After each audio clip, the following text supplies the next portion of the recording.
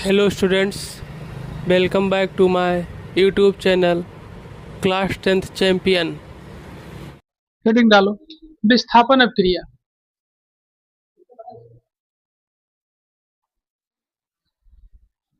अभी देखो कहाँ पढ़ावा जाता है। Hello students, welcome back to my YouTube channel class 10th champion. आज हम लोग शुरू करने वाले हैं विस्थापन अभिक्रिया के कुछ रिएक्शन के बारे में, जिसमें हम लोगों ने विस्थापन अभिक्रिया के कुछ चीजों को समझा था। जैसे कि विस्थापन अभिक्रिया का डेफिनेशन क्या होता है, ठीक है, विस्थापन की क्रिया की क्रियाशीलता को कैसे व्यक्त किया जाएगा, ठीक, और दो तीन रिएक्शनों को भी समझे थे। आज हम लोग कुछ और रिएक्शन को क्या करेंगे, आगे समझेंगे। तो सबसे पहले कुछ रिएक्शन आपको दे रहे हैं यहाँ पर, और उसको बनाना शुरू करिए। ना बने तो उसको हम क्या करते हैं, फिर से प्रयास करेंगे। तो यहाँ सबसे पहले जो आपको दिया गया है रिएक्शन बनाने के लिए दिया गया है Mg+2HCl, ठीक है, ये रिएक्शन आपको दिया गया है Mg+2HCl, ठीक है। चलिए इसको बनाइए।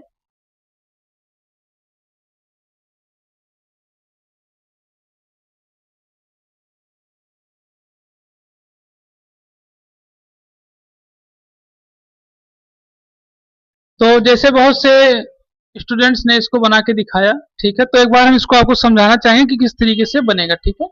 यहाँ पे दिया गया है Mg और यहाँ पे दिया गया है 2HCl, ठीक है, यानी हमें यहाँ पे पता है कि हाइड्रोजन की संख्या कितनी है, 2 है, Cl की संख्या भी 2 है।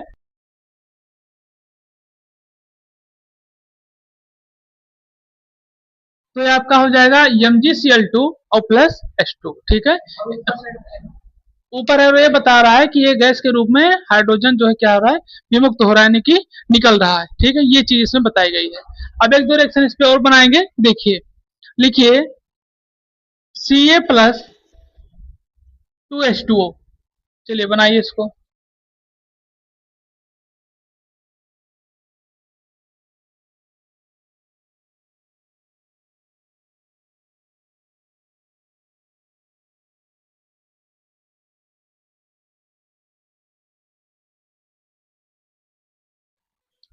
तो यहाँ सबसे पहले आपको दिया गया है कैल्शियम, ठीक, और साथ साथ क्या दिया गया है, हाइड्रोजन। इसका जो लोग रिएक्शन करेंगे तो बनेगा क्या, ये देखेंगे। तो ये बनेगा आपका CaOH का होल ट्वाइस प्लस, अब देखिए यहाँ पे कितने हाइड्रोजन फिर बचे हैं, एक हाइड्रोजन, ये 4 हाइड्रोजन थे, 2 हो गए, और 2 हाइड्रोजन अभी क्या है, बचे हुए हैं।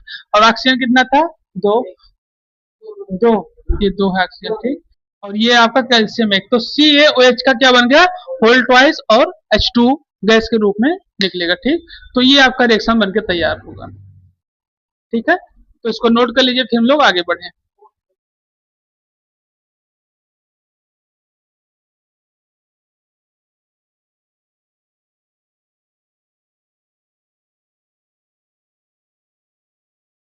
तो इसमें जो है, अब यहाँ पे अगर देखा जाए तो विस्थापन अभिक्रिया आपकी क्या होती है, समाप्त होती है, ठीक है। इसमें कुछ रिएक्शन और दिए गए हैं जो हम आपको लिखा दे, उसको आप करिएगा, ठीक है। नहीं लेगा तो आप उसको कमेंट करिएगा, ठीक है, फिर से उसको बताया जाएगा।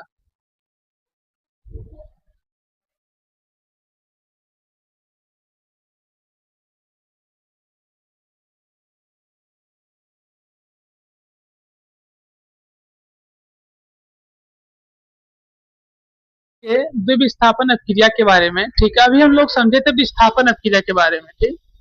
तो विस्थापन अभिक्रिया में यह होता था कि एक कोई तत्व दूसरे, मतलब इस तरह की व्यवस्था कि एक कोई तत्व दूसरे प्रोडक्ट के साथ रिएक्शन करके, यानी यौगिक के साथ रिएक्शन करके एक नया यौगिक बना लेता था, नया प्रोडक्ट बनाता था। जैसे अभी हम आपसे कहें कि Mg के साथ में H2SO4 का रिएक्शन किया जाएगा तो MgSO4 प्लस H2 निकलता था। तो यहाँ देखिए Mg एक अकेला तत्व है, ठीक है, लेकिन H2SO4 एक तरीके से प्रोडक्ट है, यौगिक है, ठीक है। यानी इसमें क्योंकि हाइड्रोजन भी है, सल्फेट भी है और ऑक्सीजन भी है, तो 3 तत्व इसमें है, लेकिन ये रिएक्शन कर रहा है Mg के साथ में। तो यहाँ आपके साथ यहाँ जब रिएक्शन होगा तो क्या बन जाएगा, MgSO4, ठीक है, और साथ साथ हाइड्रोजन एक अकेला बाहर निकल कर आएगा।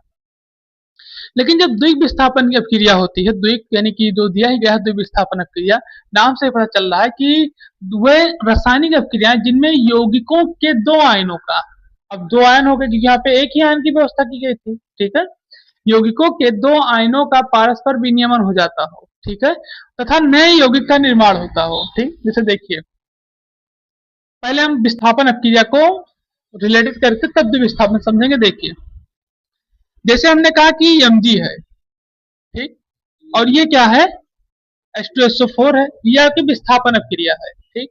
तो यहाँ देखिए तो Mg के ऊपर एक आयन है, हाइड्रोजन के ऊपर, सल्फर और ऑक्सीजन के ऊपर आयन एक ही है लेकिन निगेटिव आयन है, ये ध्यान देने वाली बात है।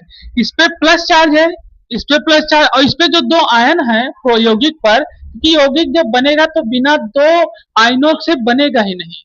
दो आयन कौन कौन से, एक उसका प्लस और एक माइनस, दो आयन इसी तरीके से बनेगा, नहीं तो यौगिक बनेगा ही नहीं, ठीक। तो जब एक आयन इसका लिया गया और एक आयन इसका लिया गया, पॉजिटिव नेगेटिव कैसे, देखिए, जैसे हम ये कहें, इसी को देखिए, तो ये आपका था Mg प्लस और ये SO4 क्या है, माइनस। तो अब हमें पता है इसके क्रियाशीलता के अनुसार Mg के पास ज्यादा चार्ज, ठीक, तो ये क्या बन के तैयार हो जाएगा, MgSO4 तैयार हो जाएगा, और यहाँ पर आपका H2 बाहर निकल आएगा, ठीक। तो अब आप देख रहे होंगे कि यहाँ पे दो आयन दिए गए हैं, लेकिन यहाँ हाइड्रोजन के पास कितने आयन है, एक ही आयन है प्लस में, दो होता तो यौगिक बन जाता ना। जैसे ऐसे समझिए फिर से छोटे से, जैसे सोडियम है, तो सोडियम के पास प्लस चार्ज है, तो एक आयन है, ठीक है, लेकिन जब अगर हम इसको कहीं यौगिक बनाना है तो इसको हमें Cl से जोड़ना ही पड़ेगा, तभी ये यौगिक बनेगा, और Cl के पास निगेटिव होगा, और ये आपका क्या बन के तैयार हो जाएगा, NaCl, और ये आपका होता है द्विक आयन के रूप में। इसी जो यहाँ दो आयन दिए गए हैं, इसी को कहा जाता है द्विविस्थापन अक्रिया के रूप में, ठीक।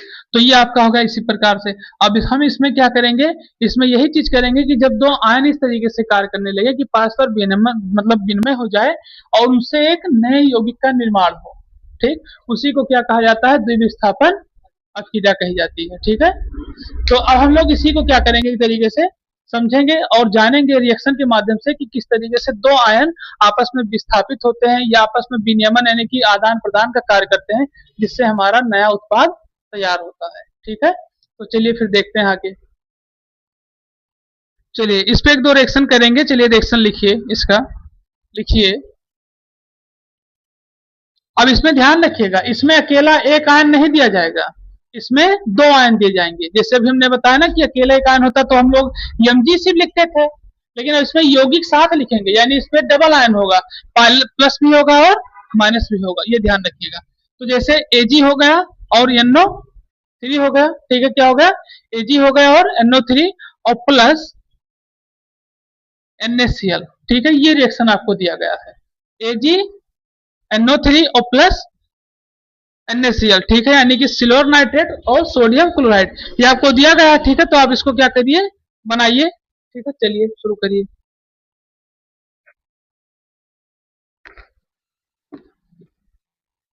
बनेगा रिएक्शन, AgNO3 दिया गया, NaCl जिसका रिएक्शन बनाएंगे तो ये बनेगा, ठीक, ये बनेगा आपका AgCl प्लस NaO3, ठीक है, ये बन के रिएक्शन आपका क्या होगा, तैयार होगा।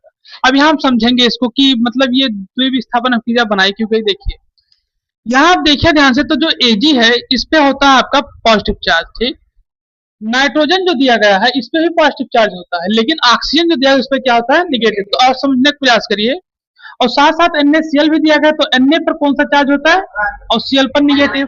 तो यहाँ सबसे पहले जो दिया गया है दो आयनों के बारे में, तो यहाँ देखिए दो आयन हो गए, एक पॉजिटिव एक निगेटिव। और जो विस्थापन अक्रिया होती थी, तो विस्थापन अक्रिया में Mg को अकेला लिखा जाता था और साथ में एक यौगिक लिखा जाता था। यौगिक मतलब यही कि जैसे H2SO4, तो Mg के साथ में जब SO4 को जोड़ते थे तो MgSO4 बन जाता था, और ये H2 जो था वो अकेले फिर विस्थापन अक्रिया के माध्यम से अकेले एक ही आयन से बाहर निकलता था, ठीक। तो इस तरीके के इसको क्या किया गया बताया विस्थापन अक्रिया के बारे में। अब इस पे हम एक दो रिएक्शन और करेंगे, ठीक है, फिर ये आपका टॉपिक मतलब खत्म, फिर आगे हम लोग समझेंगे, ठीक। तो एक दो रिएक्शन इस पे और करिए, चलिए, ठीक। तो चलिए एक रिएक्शन और लिखिए, बनाइए उसको, लिखिए BaCl2 Bb, BaCl2 plus Na2SO4, ये रिएक्शन आपको दिया गया है, ठीक है, चलिए इसको बनाइए आप।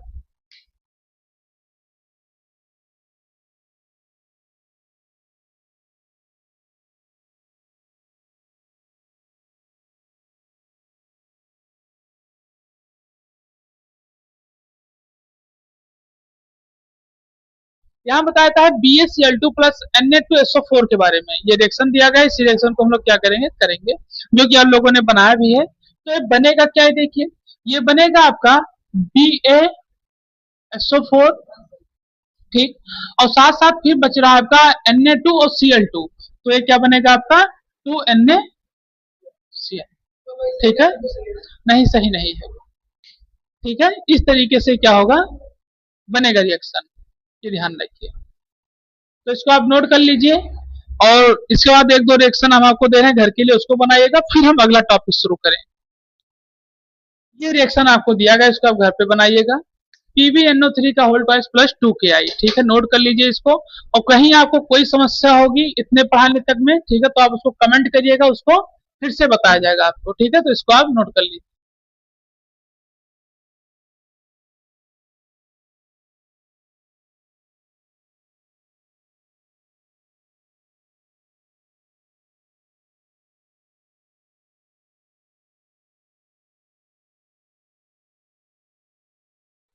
अगला टॉपिक लिखिए अवक्षेपण अपक्रिया, ठीक। अब हम लोग समझेंगे अवक्षेपण अपक्रिया क्या होती है, इसके डिफिनेशन के बारे में जानेंगे, और किस तरीके से कार्य करता है इसके बारे में जानेंगे, ठीक है। चलिए देखते हैं। वे रासायनिक अभिक्रियाएं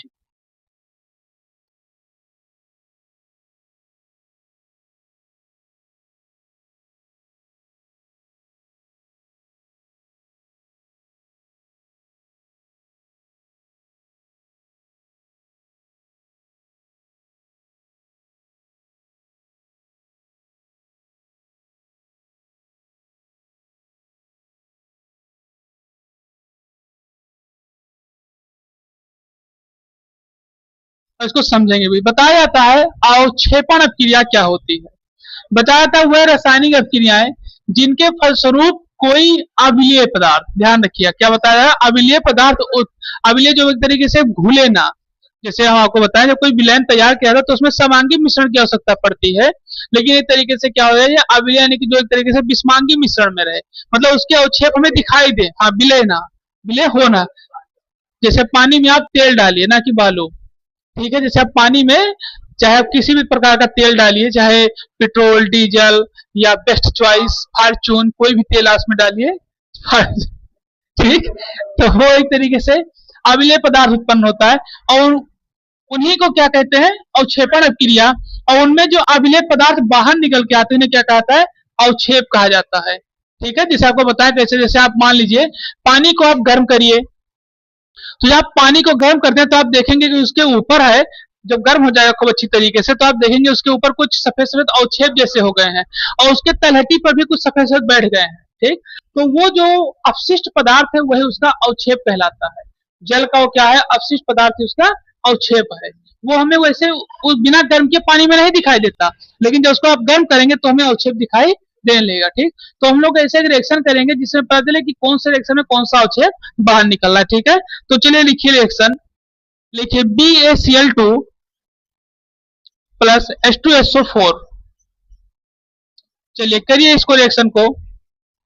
तो यहां हम लोग देखेंगे, ठीक है, इस रिएक्शन को देखेंगे कैसे होगा। तो यहाँ आपको दिया गया है बेरियम क्लोराइड और क्या दिया गया, सल्फ्यूरिक एसिड। तो ये बनेगा क्या आपका, ये जब रिएक्शन होगा तो बनेगा BaSO4 प्लस 2HCl। तो यहाँ आपका जो है बेरियम सल्फेट निकला है, ये एक तरीके से क्या है, ये एक तरीके से सफेद अवक्षेप है, ध्यान रखिए क्या है ये,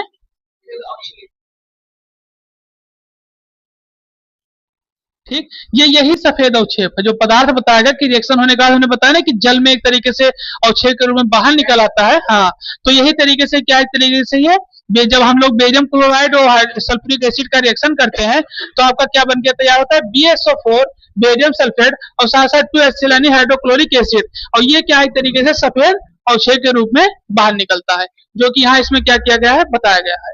और उसके बाद यही बताया कि जब पदार्थ उत्पन्न हो तो उसमें अवक्षेपण अपक्रिया होगी, ये जो अपक्रिया हो रही है अवक्षेपण अपक्रिया हो रही है, और जो सफेद अवक्षेप में प्राप्त हुआ है बेरियम सल्फेट का, ये क्या है एक तरीके से पदार्थ का अवक्षेप है, ठीक। तो ये यहाँ पर अवक्षेपण अपक्रिया समाप्त होती है।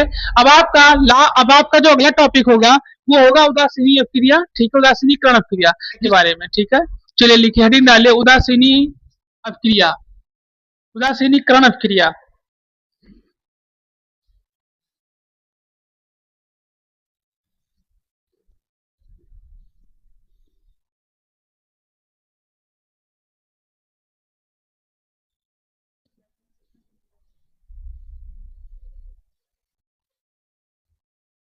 अम्ल, हाँ उदासीनीकरण है ना, इसीलिए अम्ल तथा क्षारक, ठीक, अम्ल तथा क्षारक के जलीय विलयन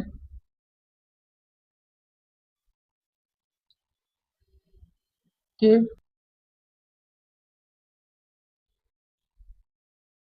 कहलाता, चलिए नोट करिए इसको।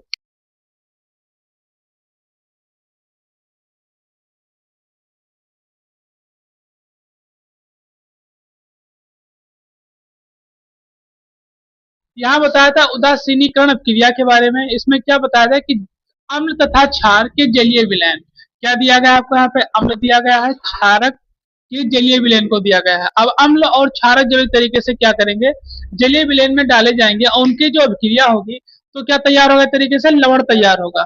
और साथ ही साथ लवण तथा जल का बनना ही क्या कहलाता है, उदासीनीकरण अभिक्रिया। अब समझिए इसको कैसे, कोई चीज जब अम्ल में ली जाए, अम्ल जैसे आपका क्या हो जाएगा उसको समझिए, अम्ल हो जाएगा आपका जैसे HCl, ये आपका अम्ल है। इसमें और एक चीज और समझिए, इसमें जैसे यहाँ दिया गया है अम्ल, तो अम्ल आपका दिया गया है क्या, HCl यानी हाइड्रोक्लोरिक एसिड हो गया। और आप देख सकते हैं इसमें कि इसमें आपको दो चीजें बताएगी, एक तो हाइड्रोजन पे प्लस और एक Cl पर माइनस नेगेटिव दिया गया है। इसी तरीके से आपको क्या बताया, क्षारक, क्षारक एक ऐसी व्यवस्था होती है, तो थोड़ा ये कंसंट्रेट पे कार्य करता है, ठीक है, इस तरीके से। तो जैसे आपका क्षारक होगा NaOH, इसको क्या बताया जाता है, NaOH, इसको क्या कहते हैं, सोडियम हाइड्रोक्साइड। ये क्या है, एक तरीके से सोडियम हाइड्रोक्साइड, और इस पे Na पे पॉजिटिव होता है, OH पर निगेटिव होता है। ये आपका बनता कैसे है, ये भी जानने वाली बात है कि ये बनता कैसे है। ठीक, देखिए इसमें दिया क्या गया है, अम्ल तथा क्षारक के जलीय विलयन की अभिक्रिया से, तो ये आपका अम्ल एक तरीके से क्षारक हो गया। अब इसका हम लोग जब जलीय विलयन तैयार करेंगे तभी इसका निर्माण होगा, ठीक है। तो इसका जलीय विलयन किस तरीके से होगा, इसका जलीय विलयन होगा NaCl प्लस H2।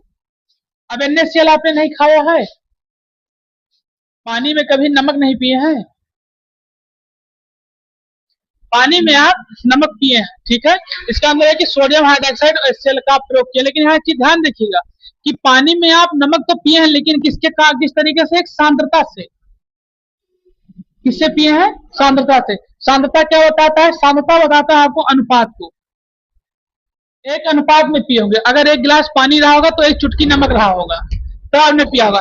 लेकिन आपने कभी भी एक गिलास पानी और आधा गिलास नमक डाल के नहीं पिया होगा, अगर आप उसको पी लें तो आपकी जीभ कट के नीचे चली जाए, समझ में आया कि नहीं, क्योंकि यहाँ पे सांद्रता जो है क्या हो जाएगी, बिगड़ जाएगी, और अनुपात इसका बिगड़ जाएगा, और जलीय विलयन में भारी मात्रा में विद्युत अपघट्ट तैयार हो जाएगा, यानी कि एक तरीके से आयनों की मात्रा बहुत भारी संख्या में तैयार हो जाएगी, और जब आप उसको पी लेंगे तो बड़ी समस्या हो जाएगी। अब आपको बता दें चीज इसमें भी, जब किसी किसी की बीपी बहुत डाउन हो जाती है, ठीक है, तो उन्हें कैप्सूल के माध्यम से NaCl दिया जाता है, क्योंकि NaCl एक साथ एक चिम्मच आप खा नहीं सकते, क्योंकि आपके जीभ पे बहुत बड़ा प्रभाव पड़ेगा। तो उसको कैप्सूल में नमक को भर दिया जाता है, ठीक है, और उसके बाद उसको पानी के माध्यम से दे दिया जाता है, और उसके बाद क्या होता है, वो अंदर डाइल्यूट होने से तो जीभ पे तो समस्या होगी, क्योंकि सोडियम हाइड्रोक्साइड का कार्य करने लगेगा, और सोडियम हाइड्रोक्साइड क्षारक है। क्षारक जब भारी मात्रा में आपके जीभ पे पड़ता है तो बहुत सारी समस्याएं, फफूंदे तक पड़ सकते हैं, जिसको झलका कहते हैं, ठीक, जल सकते हैं, जीव आपकी जल सकती है, ठीक।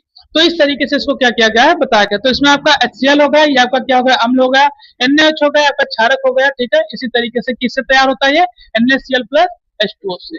किसी को क्या कहा जाता है, उदासीनीकरण अभिक्रिया, ठीक है, इसको आप नोट कर लीजिए।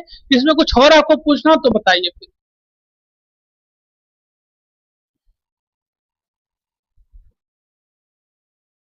ठीक। अब एक रिएक्शन आपको हम और दे रहे हैं, उसको आप बनाइए, पहले इसको नोट कर लिए तब दे, कुछ पूछना हो तो बताइए फिर।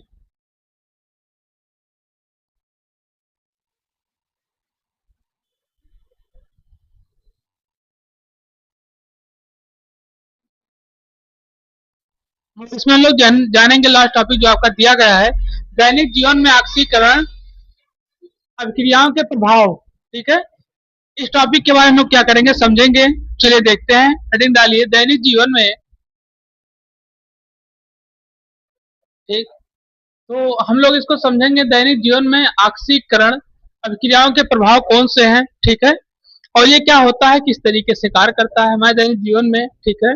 इन सभी चीजों के बारे में क्या करेंगे, समझेंगे।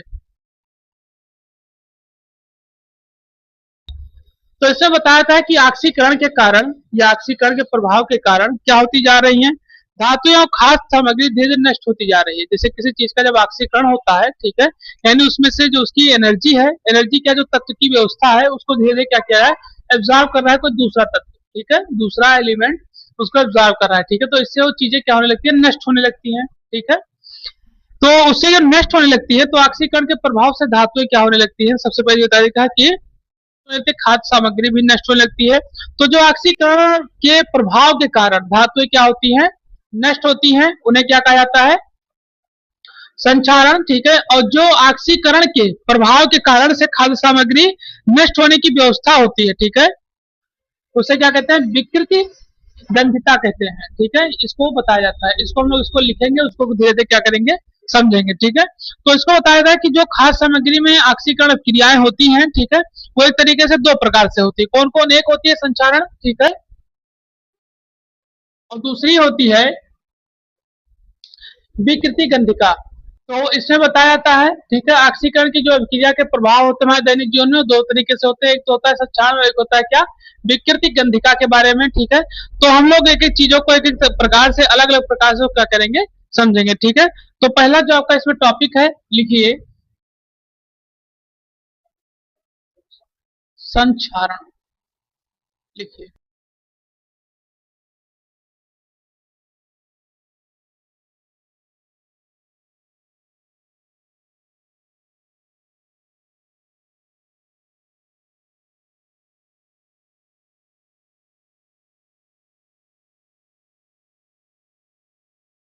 चलिए, तो यहाँ पर हम लोग अब समझेंगे इसके बारे में, ठीक है। क्या बताया जाता है संचारण के बारे में, कि संचारण एक वैद्युत रासायनिक प्रक्रिया है, ठीक है। तो सबसे बड़ी चीज और सबसे पहली चीज ये है कि वैद्युत रासायनिक प्रक्रिया क्या होती है, ठीक है, वैद्युत रासायनिक प्रक्रिया क्या होती है। फिर बताया जाता है, इसको जानेंगे कि वैद्युत रासायनिक प्रक्रिया क्या होती है। इसके बाद हम लोग फिर जानेंगे कि जो बताया गया आगे, कि जब कोई धातु अपने आसपास के अम्ल में, ठीक है, अम्ल या फिर नमी आदि के पास संपर्क में आती है, ठीक है, तो उसमें व्यवस्था होती है, कौन सी व्यवस्था होती है, इसमें एक तरीके की ये जो व्यवस्था होती है, संचायक की व्यवस्था शुरू हो जाती है, और संचायक की व्यवस्था संचारण को, संचारण की प्रक्रिया को ही संचारण कहते हैं, ठीक है, यानी संचायक की प्रक्रिया संचारण कहलाती है, ठीक है।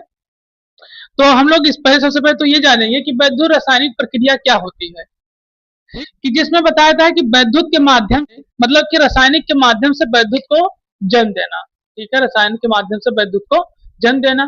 तो आपने सबसे अच्छा इसका अगर आप उदाहरण देखेंगे, तो इसका सबसे अच्छा अगर कोई उदाहरण है तो वो है आपका बैटरी, ठीक, बैटरी। बैटरी अगर आप देखेंगे सबसे अच्छा इसका उदाहरण, क्योंकि बैटरी के अंदर भरे रहते हैं रसायन, ठीक, रसायन यानी कि केमिकल। आपने देखा होगा बैटरी के अंदर जल जैसा कुछ भरा रहता है, ठीक है। कौन सी बैटरी, इन्वर्टर वाली बैटरी, वो घड़ी की सेल वाली बैटरी नहीं बताया आपको, ठीक है। तो इसमें आप देखें कोई केमिकल रहता है, और वो क्या होता है, एक तरीके से चार्ज होता है, और चार्ज होने के बाद में वो आपको वैद्युत प्रदान करता है, उससे आपके बल्ब जलते हैं, ठीक है। तो यहाँ बताया जाता है कि जो आपकी वैद्युत रासायनिक प्रक्रिया होती है, इसी प्रक्रिया के माध्यम से होती है। जो वैद्युत रासायनिक प्रक्रिया है वो यही होती है कि जो एक तरीके से केमिकल रिएक्शन को, मतलब केमिकल रिएक्शन हो और उससे क्या हो, इलेक्ट्रिसिटी जन ले, ठीक।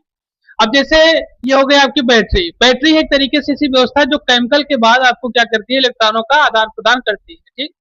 तो यहाँ बताया जाता है कि संचारण एक ऐसी वैद्युत रासायनिक प्रक्रिया है। तो यहाँ जो बताया जाता है, तो यहाँ बताया जाता है कि जब कोई धातु, सबसे बड़ी चीज आप ध्यान रखिए कि धातु के बारे में बताया जा रहा है, ठीक है। तो जैसे आप समझिए धातु के बारे में बताया गया, तो जैसे ऐसी धातु जिसके माध्यम से कोई ना कोई वातावरण में जब रिएक्शन होता हो तो उस पर प्रभाव पड़ता हो, ठीक। तो यहाँ सबसे पहले था धातु के बारे में। तो अब धातु एक ऐसी, धातुएं ऐसी जो एक तरीके से आपके जो वातावरण में, ठीक है, यानी कि जो आपके वातावरण या फिर इन्वायरमेंट में कौन से जो तत्व मौजूद हैं, क्या मौजूद हैं, तत्व। अब कैसे तत्व इन्वायरमेंट में मौजूद है आप देख ही रहे हैं, जैसे आपके क्या हो गए, कार्बन हो गए,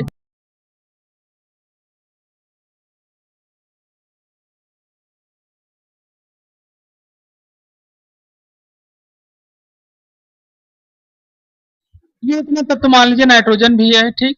ये सारे तत्व आपके वातावरण में क्या है, मौजूद हैं। बहुत और सारे तत्व मौजूद हैं, ठीक है। तो यहाँ सबसे पहले था कि जो धातुएं हैं वो कहीं ना कहीं एक तरीके से तत्व के साथ रिएक्शन, जो धातुएं तत्व बाहर के तत्व के साथ रिएक्शन करती है, आपको समझे कैसे। आपने देखा होगा कि जो धातु होती है, द्रव के अनुसार देखा जाए, द्रव्य के अनुसार, तो धातुएं ठोस अवस्था में होती है। ये तो बता दें कि धातुएं क्या होती हैं, ठोस अवस्था में। तो ठोस अवस्था में होने का कारण क्या है, मतलब ठोस अवस्था होंगी तो उनके अंदर के जो पार्टिकल होंगे वो क्या होंगे, बहुत पास पास होंगे और बहुत मजबूती के साथ वो क्या करेंगे, पकड़े रहेंगे। अंतरा आणविक आकर्षण बल जो होगा क्या होगा, तो उनके अंदर अंतरा आणविक आकर्षण या अंतरा आयनिक आकर्षण बल ज्यादा होगा, तो चालकता कम होगी। जो विद्युत की चालकता होगी, विद्युत कह रहे हैं तो इस तरीके की जो आयनों की चालकता होगी वो कम होगी। तो वो क्या करते हैं, आपने देखा कि धातु जो है वो तुरंत उस पर रिएक्शन नहीं करता, वातावरण को क्या करता है, कुछ समय लेकर रिएक्शन करता है। जैसे अभी आप मान लीजिए कि चांदी ले लीजिए, ठीक है, आप चांदी का कड़ा पहने रहिए, तो जैसे आप पहनेंगे तैसे हो, एक तरीके से काला नहीं हो जाएगा कि जैसे पहले इसमें काला हो गया तुम कोई मंत्र मार, ऐसा कुछ नहीं है, ठीक। वो प्रक्रिया होगा जब वातावरण के साथ रिएक्शन होगा, तो धीरे धीरे धीरे धीरे, क्योंकि उसके अंदर की जो चालकता है, वो जो वातावरण के जो आयन है उस पर एब्जॉर्ब तब होंगे जब उसकी चालकता क्या होगी, धीरे धीरे धीरे धीरे उसको एब्जॉर्ब करना शुरू करें। धातु क्या करेगा, वातावरण के जो पार्टिकल उनको एब्जॉर्ब करना शुरू करे, तब धीरे धीरे चांदी क्या हो जाएगी, काली हो जाएगी। और उसी तरीके से जो आपका तामा होता है, तामा भी एक तरीके से क्या, सिल्वर, ओ तामा कापर के रूप में, ठीक है, वो भी एक तरीके से क्या कार्य करता है, उसमें ज्यादातर अगर आप देखेंगे तो वो भी वातावरण के माध्यम से हरा हो जाता है। उसके अगर आप पानी पी रहे हैं तांबे के कापर के बर्तन में, ठीक है, आप देखते होंगे कि H2O के बार बार उससे भरने के कारण से उस पे जो पार्टिकल उसमें चिपकते जा रहे हैं धीरे धीरे। हाँ, जिसमें आप लोग क्या करते हैं, जल चढ़ा रहे हो, उस लोटे को आप देखेंगे तो उसके रंग रूप धीरे धीरे बदल जाते हैं, ठीक। बाहर एक लोटा रखा देख सकते हैं बाहर जाकर, ठीक। इसी तरीके से ये हो गया आपका। इसी तरीके का लोहे को देखा जाए, तो अगर आप लोहे को आज छत, मतलब छत पे फेंकेंगे तो तुरंत जंग नहीं लगेगा, लेकिन ये प्रक्रिया होगी, एक लंबी प्रक्रिया होगी, ठीक है। और ये प्रक्रिया होने के बाद इसमें चालकता क्या होगी, मतलब चालकता जो पार्टिकल के होंगे, कौन से पार्टिकल के, वातावरण के, वो वातावरण के पार्टिकल उसको धीरे धीरे धीरे धीरे उसको क्या करेंगे, एक तरीके से उस पर चिपकते जाएंगे और वो उनको एब्जॉर्ब करता जाएगा, और एक ऐसी स्थिति आएगी कि वो क्या हो जाएंगे, उसमें जंग लग जाएगी। और उसी को कहते हैं लोहे में जंग लगना, या जिसको कहा था आयरन रस्ट या रस्ट आयरन, ठीक है, लोहे में जंग लगना। तो ये प्रक्रिया इस तरीके से होती है। अब इसमें क्या बताया जाए कि धातु में ये होगा, तो बताया कि धातु के आसपास अम्ल की व्यवस्था बताई जा रही है, ठीक। तो अम्ल की जो यहाँ पे व्यवस्था होती है, तो आप लोग अम्ल को जानते ही हैं, ठीक है, कि अम्ल क्या चीज होते हैं, मतलब आगे भी पढ़ेंगे अम्ल क्या होती है, ठीक है, उसके बाद में क्या करेंगे आगे समझेंगे। तो यहाँ बताया कि हमारे आसपास जो क्या होते हैं, अम्ल होते हैं, या फिर जो क्या होती है, नमी होती है, ठीक। तो हमारे आसपास सबसे बड़ी बात है कि हमारे पास ये नमी आती कहाँ से है, ह्यूमिडिटी कैसे आती है, ये भी आप लोग जानते होंगे कि ह्यूमिडिटी कैसे आती है, ठीक है। तो कोई बताए हमें कि ह्यूमिडिटी किस तरीके से आती है हमारे आसपास। देखिए एक चीज हम आपको बताएं, यहाँ पर समझिए आप लोग कि नमी का सबसे बड़ा जो रीजन है, ठीक है, वो है आपका ऑक्सीजन, ठीक है, क्या है, ऑक्सीजन। सबसे बड़ा रीजन जो है वो क्या है, ऑक्सीजन। जब ऑक्सीजन के साथ कोई भी रिएक्ट करता है, ठीक है, जैसे मान लीजिए हमने आपको बताया कि आपके वातावरण में कार्बन डाइऑक्साइड, वो है कार्बन है, ठीक है, कार्बन यहाँ से, अब कार्बन आता कहाँ से है, यहाँ सबसे पहले था जो कार्बन है आपका, ठीक है, कार्बन आपका, जिसे आप कोई चीज जलाते हैं, ठीक है, कोई चीज जलाते हैं तो उससे कार्बन निकलता है, ठीक। कार्बन की भारी मात्रा आपने देखा होगा, ठंडियों में जब भूसी जलाई जाती है तो भारी मात्रा में इसमें क्या होता है, कार्बन बाहर निकलता है। तो यहाँ सबसे पहली चीज यही बताई जा रही है कि जो कार्बन बाहर निकलते हैं, तो कहीं ना कहीं ये बाहर जाकर के जब बाहर निकल तो किसी ना किसी साथ रिएक्ट होते हैं, ठीक। तो इसमें सबसे बड़ी चीज जो आपकी आती है ऑक्सीजन, क्योंकि प्लांट जो है वो एक तरीके से क्या बाहर निकालते हैं, ऑक्सीजन को निकालते हैं। तो ये दो रूपों में होता है, एक तो होता है आपका ओ, एक होता है O2। तो जहां ओ होता है तहां सी मिलके क्या बन जाता है, कार्बन मोनोऑक्साइड, मोनोऑक्साइड। और जब CO2 के साथ में मिलता है तो कार्बन डाइऑक्साइड बन जाता है, ठीक। तो अब ये एक तरीके से जैसे ऑक्सीजन के साथ कोई भी चीज मिलती है तो नमी के रूप में कार्य करने लगती है। तो इसलिए हम यहाँ पे कह सकते हैं कि नमी इसी तरीके से आती है, ठीक है। और चाहे रेगिस्तान हो तो क्या, एक चीज बताएं तुम्हें कि अभी पूरे पृथ्वी पर सिर्फ कार्बन हो जाए तो हम माचिस न जला पाए। हाँ, आदमी भी जिंदा नहीं है, अगर आदमी रह भी जाएंगे तो किसी भी तरीके से माचिस को नहीं जला पाएंगे हम। तो सबसे पहले यहाँ बताया जाता है कि नमी जो होती है क्या होती है, आग के संपर्क में आती है। कौन सी आती है? धातुएं क्या होती है, नमी के संपर्क में आती हैं, और फिर उसके बाद उन पे जंग लगना शुरू हो जाता है, और यही जंग एक तरीके से क्या बताता है, संक्षारण बताता है। ठीक है, इस तरीके से क्या होती है, व्यवस्था बनती है। ठीक, अब हम लोग एक रिएक्शन देखेंगे जो आपके बुक में दिया भी गया है। ठीक है, हम लोग रिएक्शन देखेंगे लोहे में जंग लगने की। ठीक है, क्योंकि अगर देखिए, अगर लोहे की व्यवस्था को बदल दिया जाए तो जंग की व्यवस्था अपने आप क्या हो जाती है, बदल जाती है। रस्ट की जो व्यवस्था है, यानी रस्ट लगने की जो व्यवस्था है अपने आप क्या हो जाएगी, बदल जाएगी। ठीक है, तो चलिए देखते हैं इसको। तो यहाँ सबसे पहले हमें बताया जाता है, इसका हम लोग समझेंगे। ठीक है, क्या बताया जाता है कि लोहे में जंग किस तरीके से लगती है। ठीक है, अब लोहे की जंग की जो व्यवस्था, तो आपने देखा होगा कि लोहा भी कई प्रकार के आते हैं, लोहे भी कई प्रकार के आते हैं। ठीक है, हम लोगों के पहले हाई स्कूल में चैप्टर रहता था जिस चैप्टर का नाम था मेटलर्जी, धातु कर्म। ठीक है, अब वो चैप्टर के जगह पे टॉपिक हो गया है। ठीक, आगे चैप्टर में आपको मिलेगा, धातु कर्म चैप्टर से टॉपिक में बदल गया है। तो उसमें बताया था कि लोहे किस तरीके के, किस प्रकार के होते थे। जैसे आपने देखा होगा सरिया देखा होगा, तो सरिये भी कई वैरायटी के आते हैं, जिसमें लोहे की मात्रा ज्यादा रहेगी, किसी सरिये में इलास्टिसिटी ज्यादा रहेगी, यानी कि तन्यता ज्यादा रहेगी तरीके से, मतलब वो ज्यादा लचीलापन उनके अंदर रहेगा। ठीक है, और कोई कोई बहुत एकदम लचीलापन उनके अंदर नहीं रहेगा। तो इस तरीके से लोहे की व्यवस्था है। अब यहाँ जो आपको दिया गया है, ये दिया गया है Fe। ठीक है, Fe मतलब क्या होता है आप जानते हैं, आयरन होता है। ठीक है, ये ऑक्सीजन दिया गया है, और फिर यहाँ पे आपको दिया गया है 2H2O। ठीक है, अब यहाँ H2O के रूप में क्या दिया गया है, X आपका है, जो यहाँ पे एक संख्या रख सकते हैं। क्या रख सकते हैं, यहाँ पर जो वाटर दिया गया है इसकी संख्या बढ़ भी सकती है, घट भी सकती है। ठीक है, जैसे भी यहाँ पे X यहाँ पे 1 रख दिया जाए, ठीक है, तो 2H2O हो जाएगा। 2 रख दिया जाए 4H2O हो जाएगा। 5 रख दिया तो 5H2O, यानी हाइड्रोजन की संख्या 5, 10 हो जाएगी, ऑक्सीजन की संख्या 5 हो जाएगी। उस तरीके से यहाँ पे भी क्या हो जाएगा, परिवर्तित हो जाएगा। तो ये इस तरीके से बता रहा है कि हाइड्रोजन अगर मतलब इस तरीके की अगर जल की मात्रा लगातार बढ़ती जा रही, ठीक है, तो उसमें जंग लगने की संभावना ज्यादा तेजी के साथ बढ़ती है। ठीक है, और इतने ही कम से कम मात्रा में, यानी एक्स की संख्या जैसे घटेगी बढ़ेगी, उसी तरीके से जंग लगने की जो व्यवस्था है वो घटती बढ़ती जाएगी। ये चीज यहाँ एक्स बताता है इसको। तो अब हम लोग समझेंगे, ये तो होगा लोहे में जंग लगना। हम लोग जानेंगे कि लोहे को जंग से बचाया कैसे जा सकता है। ठीक है, लोहे को जंग से बचाया कैसे जा सकता है। ठीक, तो लोहे को जंग से बचाने के लिए कई सारी व्यवस्थाएं, इससे लोहे को आप ठंड कर दीजिए।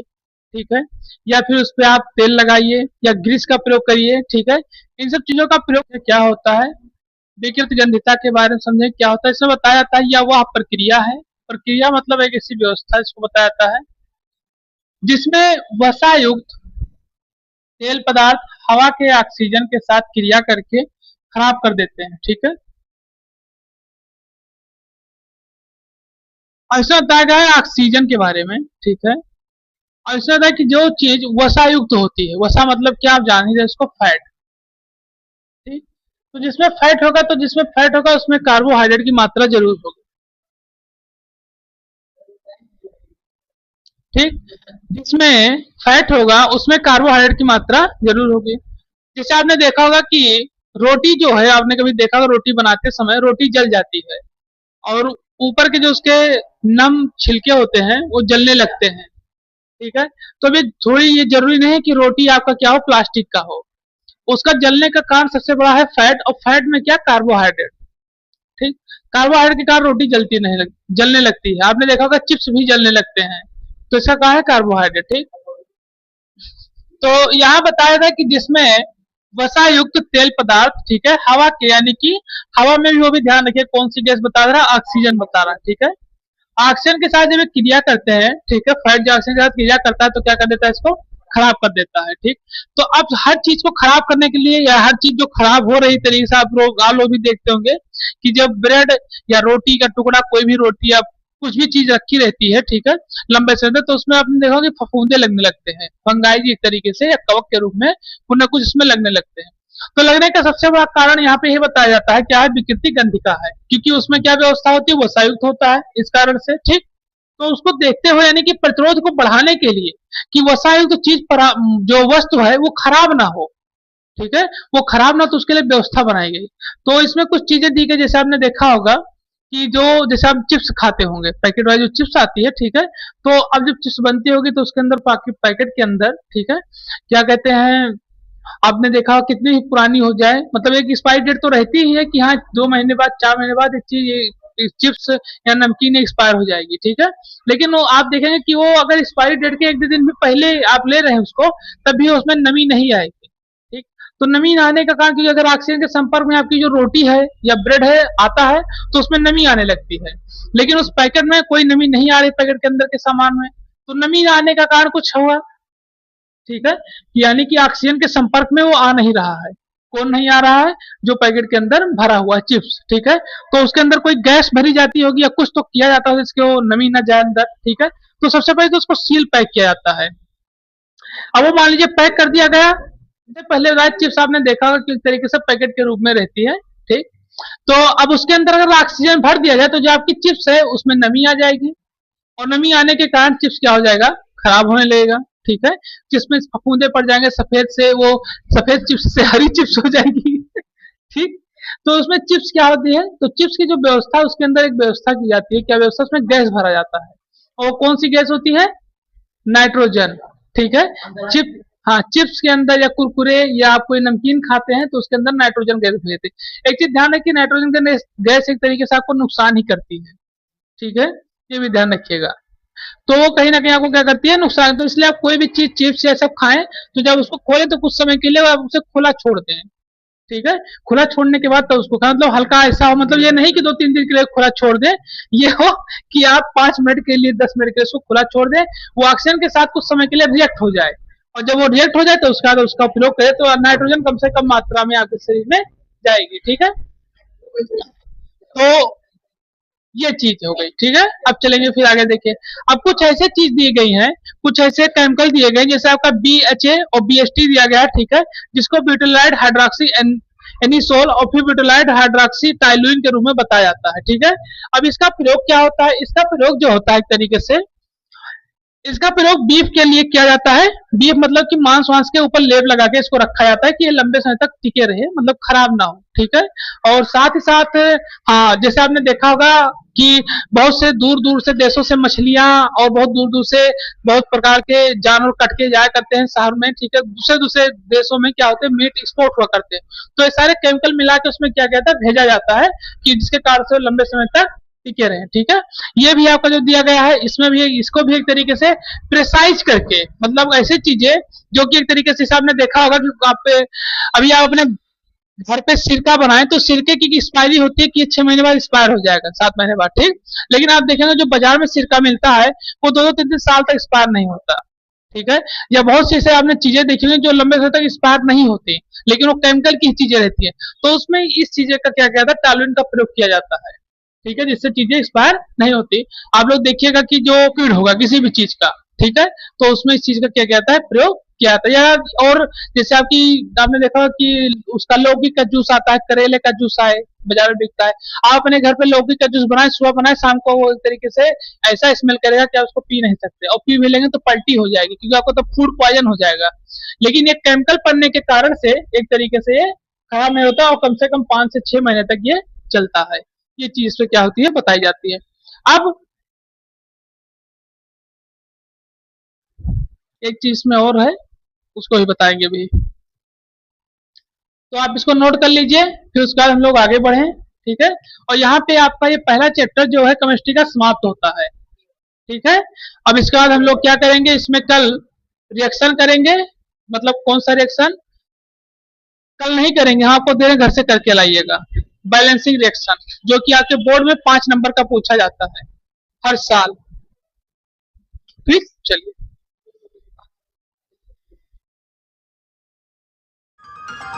चैनल को लाइक करें, शेयर करें, सब्सक्राइब और फॉलो करें।